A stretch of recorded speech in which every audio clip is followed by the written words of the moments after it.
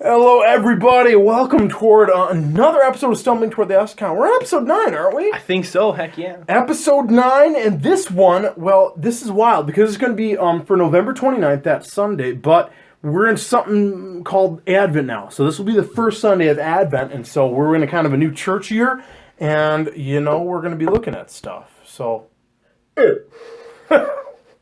What is Advent? Thank you, Office Troll.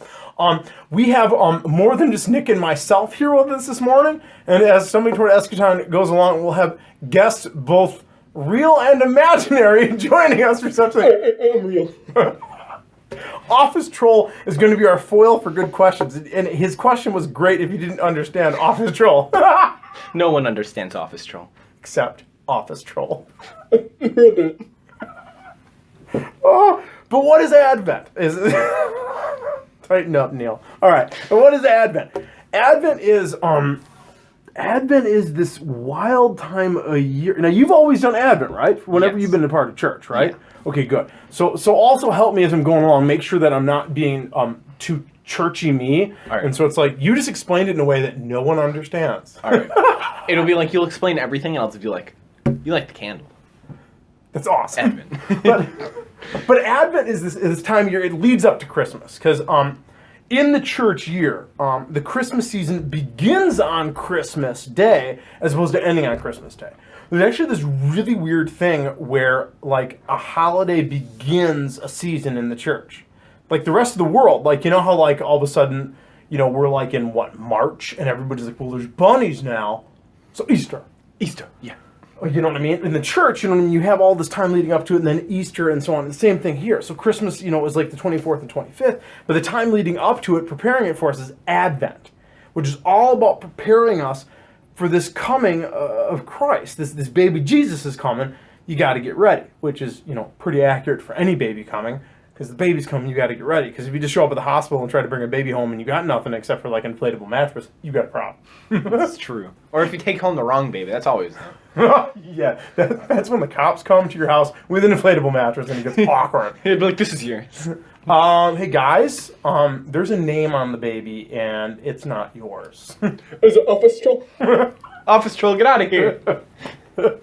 So, the Advent, there's a lot of other stuff we do. We light candles. We light candles to kind of mark it.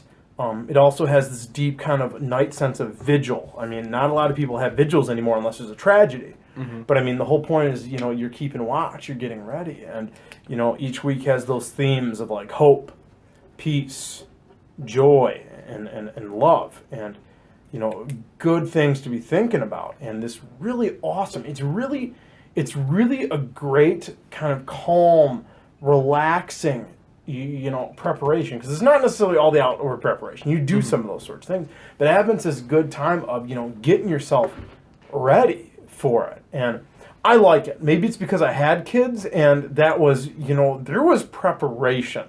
Mm-hmm. You know what I mean? And some of it was I don't know. You want me to do my rant here? Yeah, do your rant.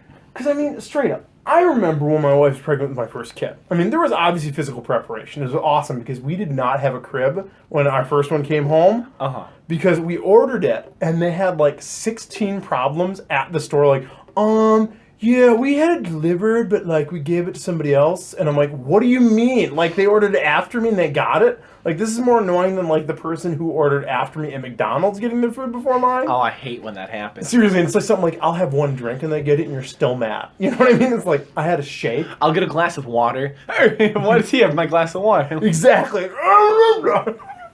But like, there was the preparation, the fact that it's like, there is this tiny human, and I like using the phrase tiny human. Me too. I like the term munchkin. I like using munchkin for I love greeting some of the little kids at church like, hello, tiny human, and they give Yeah, you you this do. weird... They'll be like, "What's a human?" They're like, and the best is when the moms like it, and the other times it's even better when the moms are like, why is this man calling my child the tiny human? Hello, tiny human. That's my favorite. But, I'm going to be having a kid. There's this weird, almost existential, mental, spiritual transition you got to go toward because you're caring for this human being, man. I remember I was in college And I don't know about y'all, but when I was in college, the concept of taking care of another human being so they actually survived was a daunting task. You know what I mean? When you live in a bunk bed with another human being still and you're grown adults. You're like, let's make a third bunk. Yeah, exactly. We're going to have a third bunk in our bunk bed, sweetheart. I don't know about you, but 3 or more bunk beds are like the coolest thing ever. I knew some guys in college that I think they had it stacked 4 high. It was the highway to the danger zone. I think was the top one or something. It was just, I think Rick was up there or something. But it was not my room. I lived with another dude. He was awesome. We were the odd couple. But man, it was the most dangerous bunk I ever seen because if it tipped, like everybody's dead. Yeah, I was like gonna say, everybody's dead. everyone's done. Everyone's done. You know what I mean? This is like just burn the building down because trying to get everybody out of that mess ain't gonna be worth it. Which is obviously what every coroner does when they come in. Burn the place down. Yeah. You got locked out? Alright. just throw like a firebomb in there. There you go. my walls. But going back to being spiritually prepared to have a child and how I was not part of my existence. You know what I mean? There is this preparation and it's everybody's got to do their own work, like, and it's never enough because the kids come when they're coming. You know what I mean? And that after I had a kid really made me like appreciate Advent, where it's a sense of, I got to prepare for this transition in my existence. You know what I mean? Which is weird because every year there's that unique celebration that God again chooses to come among us and to do that. And it's awesome because it's so radically different than what's going on in the rest of the world. It's a really wild counterpoint, which is kind of our big cultural thing, and even the stuff in the news. I mean, look at what's going on in the world for Christmas versus what Advent is. I don't know. I mean, what do you even see is what's going on out there? Well, a nifty little thing is that governments judge how well the economy is doing is by how much people spend on Christmas. So if it's a good year for when a lot of people have a lot of money, they're going to be spending a lot of money on Christmas presents. And if it's a year where everyone's trying to save their money for Christmas, no one's going to buy anything.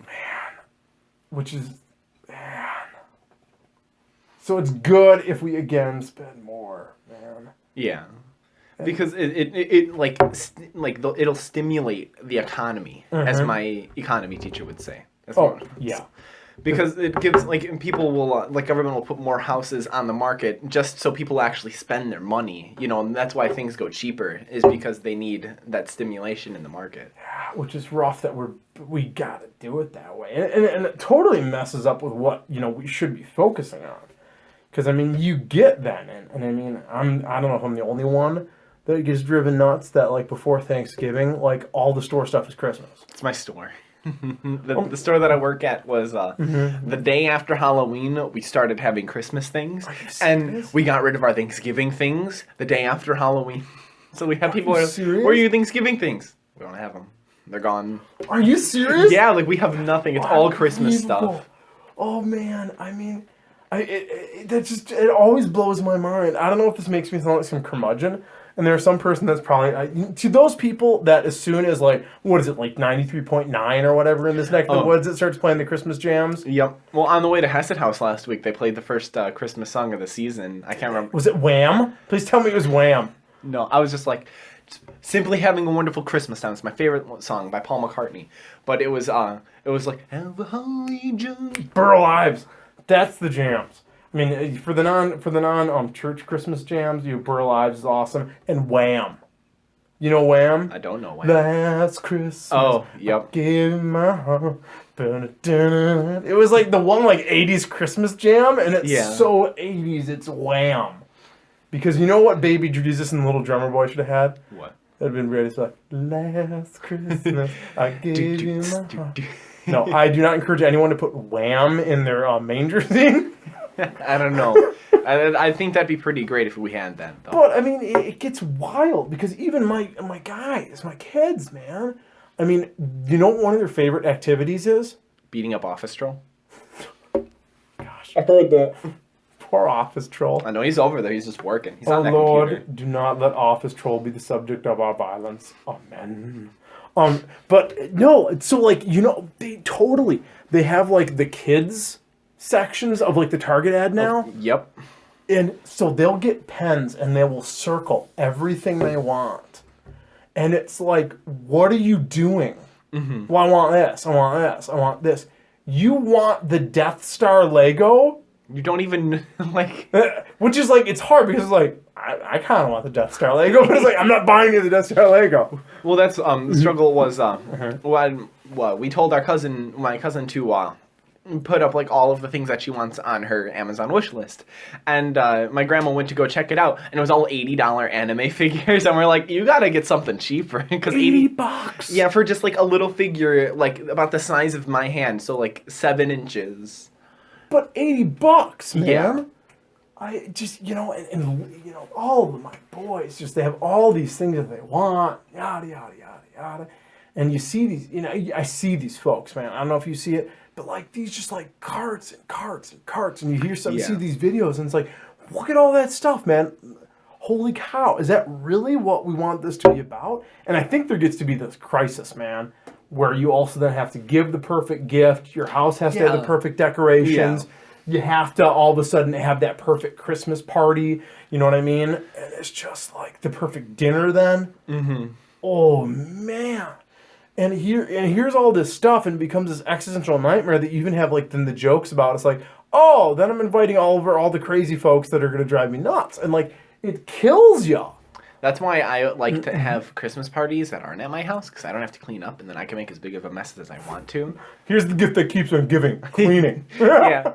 What I'm doing is I'm having a New Year's Eve party at my house, but it's freaking just gonna be like me and like 10 other people, and we're all just gonna like play Super Smash Brothers together. Like that's what it's gonna consist of. We're gonna bring in the new year. Yeah, that's what it is. And I mean, that's why one of the reasons I love Advent is you get all this really kind of inappropriate consumeristic pressure tomfoolery, and then there's like Advent, which is let's focus on hope, peace, love, joy.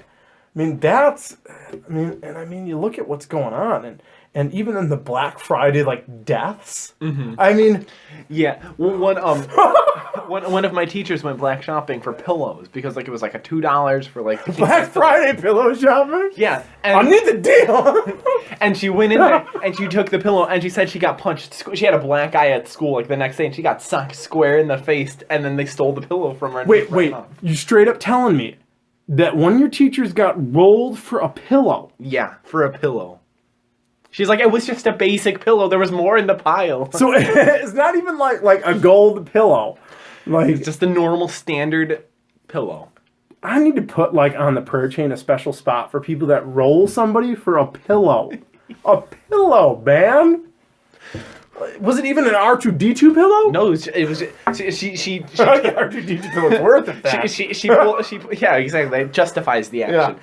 But she had it. It was in like a Target thing, and it was just a normal white pillow, and that's all it was. And she's like, and I got this for. I didn't even get a pillow. Like, seriously, and isn't there like every now like didn't some dude like pull a gun one year? I think so. Yeah. And you hear these horror stories, and it's like. I get every year, man. I get like gung ho about Advent because it's this almost this healthy counterpoint to what we're doing. Mm-hmm. We need to buy more. We need to even buy pillows at the price of jacking another human being. Yeah. And more pillows. It would have been a better story if the person had been like, "I'm sorry, that was really an inappropriate way to do it," and like hit them then with a pillow, and then they walk away with the pillow. Like, still a bit inappropriate, but maybe there's a bit more humor in it. Pillow fight for pillows at Black Friday. But I mean, like, we need more hope, peace, joy, and love. We need less, like, gunfire at Walmart over a 52-screen TV. We need more Office Troll. Yeah, we do. But Advent. And, and actually, even this year at church, what we're doing for our Advent thing is, because we do midweek stuff. That's one of the other cool things that we do. Mm-hmm. But here's the theme that I'm going with. Is it Star Wars? No, there's been times I've been tempted to do that, but I think that would be a narrow focus for the preaching series. I don't know, man. I think it's pretty. It's hard when it's hard, and you feel bad when the preaching series is narrow, but it hits you, and everyone's like, "Oh yeah, R2-D2 in the gospel, I get it," and you're like, Don't you? Yeah. Don't you? And then they're like, that was sarcasm. Not in my pew. Well, I had one of my teachers. She made she made a reference to like an old movie that I watched, and she was just like, "Oh man, it's not like anyone can stand in front and tell the all of Russia to stop the Cold War." And I'm like, because of Rocky IV. Rocky IV is the best Rocky movie, and just putting that out there. I will break him. I will break him. Like, you got, because he got knocked out like the second before. He's like, you guys gotta stop fighting. Dolph Lundgren in that is so hilarious. Dolph Lundgren. Wasn't he also He-Man? Yeah, he was He-Man. Yep. This might get the record for most tangent-filled episode ever, by the way. But, I mean, the preaching series, which Star Wars, actually, I got a book on gospel and Star Wars. That's awesome. What is? I mean, you talk about some of those sorts of things. And I actually love in the new one, you know what I mean? The cool line is that we heard stories about what happened. And Solo's like, it's true, all of it. And I love that part because there's almost a sense where, like I heard stories about Jesus. It's true, all of it. I'd love to throw that out sometime in something or other. Plus, I've ranted about Yoda here too before, right? I think you've rambled about Yoda. I like Yoda. He's green. It's my bag. Yoda. He's wearing a green shirt today too. That's his Yoda pride. His street gang's called the Yodas. My what? Your street gang. I prefer the term road gang. The road gang called the Yodas. What is between street gang and road gang? Road gangs are very polite, well-mannered.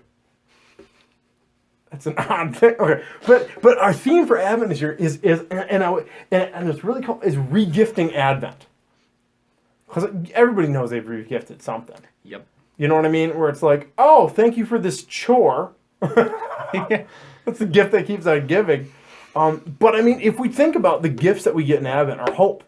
And a lot of people need hope. Peace. Peace is, I think, a big one. Joy, when everything seems crowded. And love, when you seem isolated. I mean, the thing is that if we can dig deep and realize these are the great gifts God gives us in Advent as you prepare for the coming of Christ, we can regift them. And you know what I mean? What if we regifted these things? The cool things about regifting anything that's spiritual in nature is that God is generous, and it's like, well, I gave it away. He's like, okay, let me give you another. Mm-hmm. Well, I gave it away. Well, I'm going to give you another. Are you going to stop? No. Well, that brings back to him a little bit being a cosmic vending machine. Well, but you don't got to put the quarter in. Oh, yeah, it's true. There is. Hey, that's actually one of those interesting theological concepts. Is do we believe in a God of scarcity or a God of abundance? Is God going to all of a sudden run out? And there almost seems to be this sense. I mean, even in our consumeristic culture, which brings it back, is all of a sudden God's going to run out of something. I love you guys, but what I love is, well, I ran out. You guys use it one too many times. Well, crud. Well, I got to keep it myself then. But God's a God of abundance. You know what I mean? It's that even a lot of parables, you just give stuff away. And that's one of the side benefits sometimes of the season. People do get more generous, especially with charities. Yeah. And I think God appreciates that, and hopefully the sense of there is enough you can give to people. Be generous. Be compassionate. Share with the neighbor. Well, what we do at Emmanuel, too, is we do the bell ringing. You want to talk about that? Oh, I love the bell ringing, brother. I know you do. Yes. Well, and I mean, we're even going to be we're sponsoring. I think we missed one year, but you know what I mean, sponsoring, where you can grab the ticket off a tree. Okay. You know what I mean, which is always good, and we try to, it's a good time of year. But I mean, that's the nice thing about Hesed House is it's not just once a year. You can tell people year round. Yeah, it is good. I like Hesed House a lot. It is. You get some fun folks in there. It was one of the wild gigs. I mean, even looking back toward Veterans Day. There were veterans that came through that the day after. I like that. That's awesome. Well, but I mean, and when you do it enough, you know who's who and who's our veterans. And it's always one of those things where, I see a lot of people say Happy Veterans Day, but here's the day after, and it's like, well, hopefully by, giving somebody a jacket, shoes, and some pants, it was a happier Veterans Day. Yeah. We are tangentially awesome. Anything else you want to throw about their Advent, Christmas? Anything Office Troll wants to add? Office Troll, you can't be eating coffee grounds. No, put those down. No. Office Troll. Gosh. Office Troll might become our unofficial mascot. Office Troll's cool. He's looking at me through the window. I'm scared. Go away, Office Troll. That'd be nice. Office Troll has a pace in the office. It's true. Hence the name Office Troll. Yeah. He's not Hall Troll. Oh, that's true. I'm gonna go let him back. You speak to our lovelies. So, I mean, brothers and sisters, maybe that's the final message to leave on amidst our wild tangential thing. And maybe the tangential thing that we had today is maybe one of the great Advent messages of joy. And maybe as we do this kind of first Sunday Advent, that's what we'll give you. Is that maybe first Sunday Advent final message is re-gift joy. That's the gift that hopefully we had maybe in this podcast and that God gives you this week is joy. Re-gift some of that joy. Re-gift stumbling towards the eschaton to your friends. Hey, maybe the wonkiness of this episode will give them some joy or perspective, but a blessed Advent. Joy. Let's leave them with joy on this one. All right. Have a good week, listeners. Tune back in to next week for the next episode of Stumbling Towards the Eschaton. Keep on stumbling, viewers. See you later.